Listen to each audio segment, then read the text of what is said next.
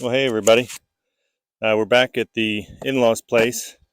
2 weeks since we put in the new boxes, and we've switched them over to 10 frame equipment. And so we're going to look in together for the first time to see if there's a difference between supering on the top and supering underneath. So I haven't looked in here since we made this move. The only thing I have done is I did come back last week and I added a gallon of sugar water, which looks like they got just about plumb dry. So we'll start pulling frames. I can tell you just by looking here, none of the white frames have been worked. So we have 6 white frames and 3 of the black frames. I don't think there's anything inherently different besides color there, but the black frames are closer to the feeder. You see there, they just have a little bit drawn on that one. This next couple look a little bit more fully drawn.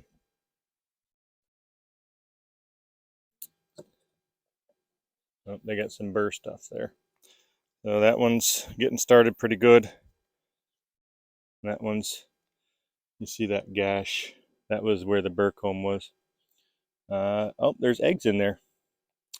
So the queen is racing them. She's saying, "You better build wax faster than I lay eggs." So we got a little bit of burr comb on the bottom. Shouldn't be a spacing issue really, because these frames are packed as tightly as I could get them. So, but you see here, there's more eggs in there as well. We got this wonky comb. So a couple things you want to do with that wonky stuff. And you see the other side, how good it looks. More eggs again. She's chasing the bees down, making them stay ahead of her.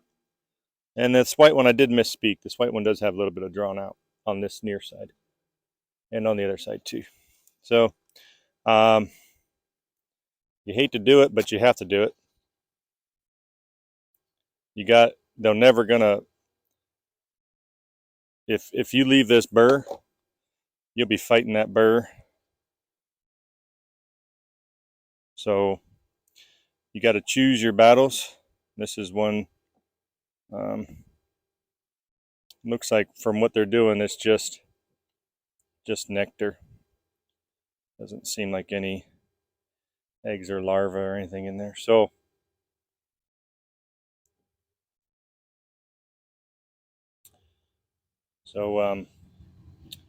trying to keep this over the hive, so if we drip them nectar, we don't drip onto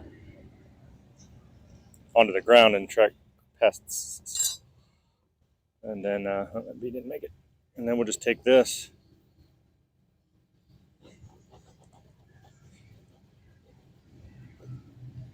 Use it like that. All right. So, okay. So they're drawn very well. I'm happy with what we see.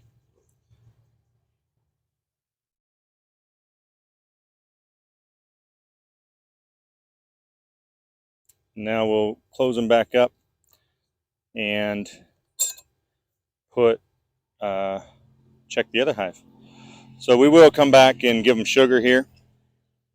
Again, this is a lot of work we're asking out of them to draw this much wax. So that's unfortunate. I think she lost her stinger. All right, so now we're coming back, so we're not going to worry about tightening them up.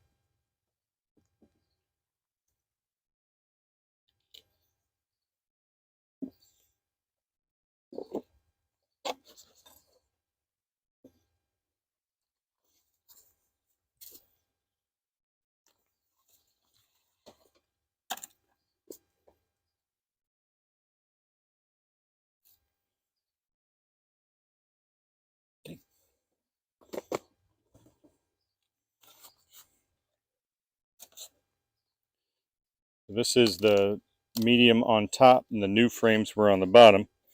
This is going to be a little bit more invasive than the previous one was because the because of the box being in a different position.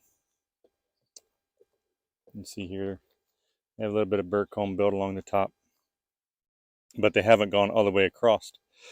I might have gone too soon, you know, opinions vary how fast you should add boxes and things. Very few wrong ways to do something. There's just ways that might be more right.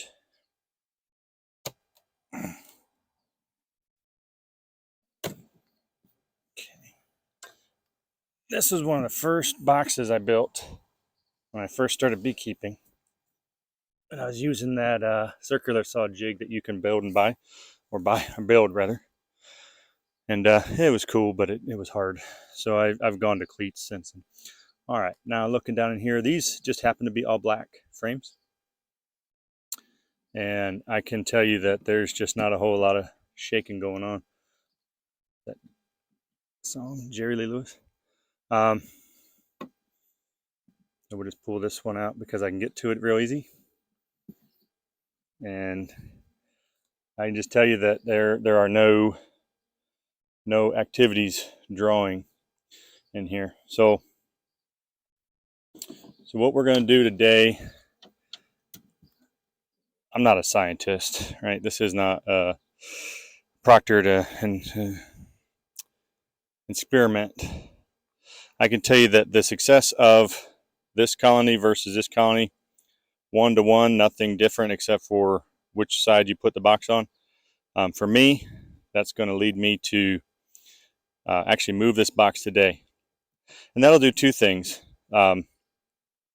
That'll maybe help them draw, because this one had several frames partially started and enough to lay eggs in.